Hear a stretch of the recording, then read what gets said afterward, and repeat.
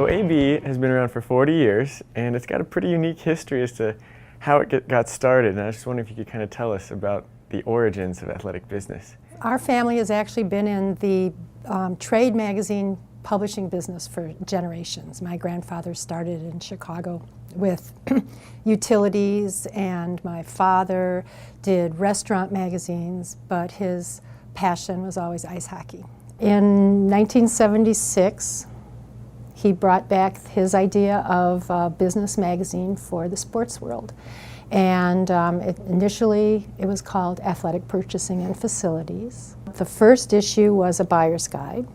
And frankly, that was something that he knew was really needed because of his experience with building the ice arena and just looking for resources and information. Most of the people that were involved in athletic administration at the time were ex-coaches. It wasn't business-oriented really at all. And when did you realize that maybe you were onto something and this was really something that could take off? The concept of a trade magazine or a business-to-business magazine is to connect the advertisers with the audience. And my dad really nurtured this along, and there were a number of companies that he really educated on how to sell. And when we really figured out that this was a big deal is really when some of these companies were coming back and saying, you know, we can't believe it. This is, you have changed our business for us because you are connecting us with the audience, and we know how to follow up and we know how to nurture these relationships now. So then, you know, over the years, a lot has changed, obviously. What's some of the stories or kind of some of the editorial content that you've really been proud of? I think one of the biggest exciting things that we got involved in was with the advent of Title IX and with just trying to straighten out women's athletics and how women's athletics, what kind of role that women would play in the whole college athletic world. There were two separate groups. There was the NCAA and the AIAW. AIAW were conducting the women's championships and the NCAA wanted to get involved. So they came to us and used us as a platform to kind of communicate with their audiences. The AIAW put out their statement of what they wanted, and then the next month, the NCAA would come back and respond, and we really were kind of a center of some of that communication. So going back to the 80s, then the Athletic Business Show got started. What was the idea for that, and what was that like when it first got started? We started with a show called Fast Selects. There was a show promoter and the baseball coach at Stanford who came to us with this idea of a show for the sports world. And we were with them for about 2 years and then realized that it wasn't a good match and we could probably do better on our own. But we went on to start our own show in the early 80s.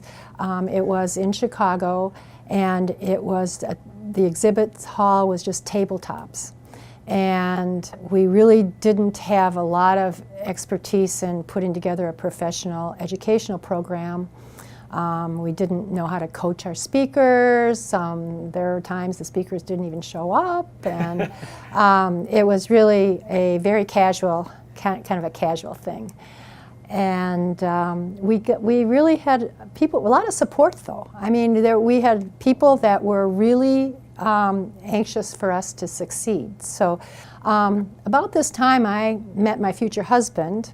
He happened to be the national sales manager for, at the time, Life Cycle, which has now become Life Fitness. And he came to one of our tabletop conferences, and he asked me how in the world I expected him to sell a Life Cycle on a tabletop. And he made the big commitment to leave Life Cycle and come join our company. And that was a big turning point for us. So going back to the, kind of reminiscing on old times, going back to the media side, how has the media industry changed? I mean, obviously the internet changed a lot of things, but what's that been like to keep up with people in a different way now? One thing about the internet is it's no longer a one-to-all communication. It's a one-to-one, and you need to engage in a different way. You need to connect and get feedback. It's not, I mean, we used to just be able to sit on high and just, tell it like it is, and that's not the way it is anymore. No.